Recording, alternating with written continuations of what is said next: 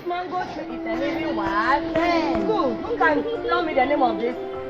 This is called the stem. It is called the. It is called the. And under here is called the root. Under here is called the. Under here is called the. And look at the beautiful leaves on it. This is called the leaves, okay? This is called the. This is called the. Good. When you look at this side, we have a plantain what? Plant over there. It is also part of a living what? Thing. We also have cassava plant there. It is also part of a living what? Coconut tree is also part of a living thing, okay?